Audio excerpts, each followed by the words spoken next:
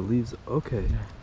And are all 1, 2, and 3 used together? Yes. Okay. Yeah. The one that you can go to. Yeah, you have to get like a strainer and stuff. Yeah, exactly. From the first one and the second one. But from the last one, we make tea bags. Yeah. That's why you find that one sachet of tea bag is equivalent to 1 teaspoon. Fermentation is interesting because you kind of, I think 90% of fermentation is an accident. So like teas will probably what happens, they probably took out the tea leaves, they dried a little bit, they forgot about it, came back a little while later, we're like, oh, this tastes good. That might have been what happened.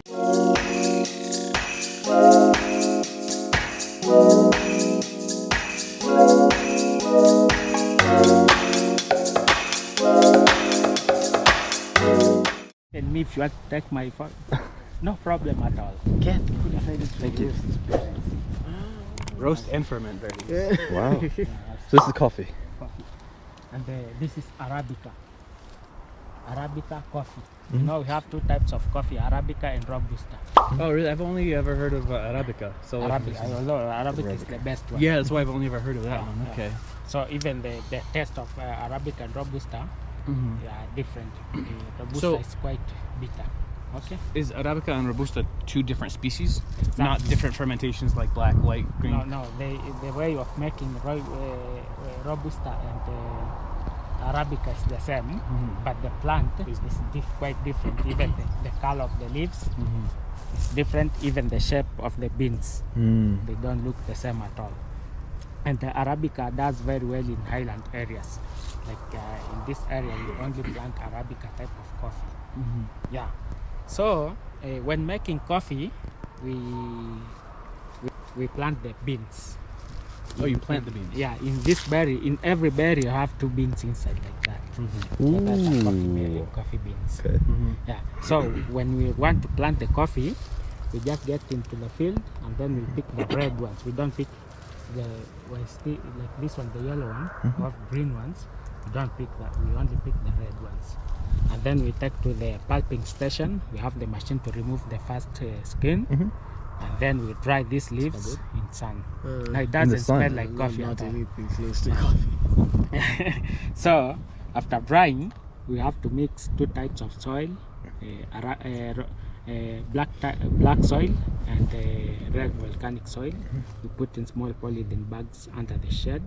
So we take 1 bean in 1 bag, and it will take about 1.5 years in nursery before we transplant into the field. How big is it when you get it out here? Like Exactly, something like that. Yeah. So, and in the field, after planting into the field, it will take another 1.5 years again. So it takes 3 years from the seeds till it starts flowering. And in coffee is a seasonal plant. We only harvest coffee once in a year. It only have one season. When is that? That's from the month of October throughout to February. Oh, okay. Because the beans do not ripe at the same time. I see. Yeah, that's why you can see some are still green, some are red. So after 1 week we come for the red ones. After another week the yellow ones will have turned the color to red until they are finished from the plant. Yeah.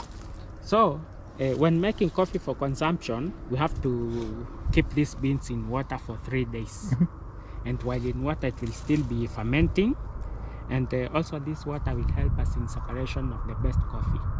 Because if you take this bean and drop in water, the heavy one will go to the bottom, and the one floating over the water, we remove it because it has nothing inside. Yeah. So after 3 days in water, we remove them and spread the. We have some coffee beds where we spread our coffee to dry for 2 weeks. 2 weeks. After drying, there's still another second task which will come out, and we have the machine to do it. Yeah. I try to do it so that you can see exactly how it looks like. Although we have the machine to thank God, yeah. And when the bean is dry, the shell, the husk will come out very easily and very fast. Yeah. Oh, okay. It's quite slippery. Yes. Yeah. And if you pick the red one and test it, it is sugary. Oh, sweet. Sugary. It's sweet, very sweet. Can we try? Just like other fruits. That's how you can ferment it. Even when the children are picking, some still they just go and chewing the beans because they are sweet. The bean. Ah, okay. That's it. It just look like an ordinary bean. It's actually pretty good too. It comes after roasting. Mm-hmm. You roast it to turn the color into brown, and that's when it will start smelling like coffee. Yeah, that's how it is. That's good. And then the origin of coffee is Ethiopia. All the Ethiopia. coffee that we have in the world came from Ethiopia. Yeah. Wow. Yeah. And the coffee was coffee was discovered in Ethiopia by That's really Keldi. By Keldi. Keldi was the one who discovered Okay. coffee. I'm biting into them, cracking them to look inside. Yeah, I'm doing So- the same thing. Yeah. Keldi was a goat herder.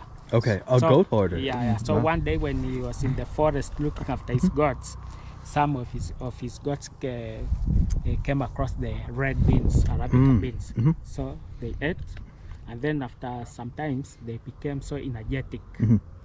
Yeah. So this man noticed how the goats are reacting.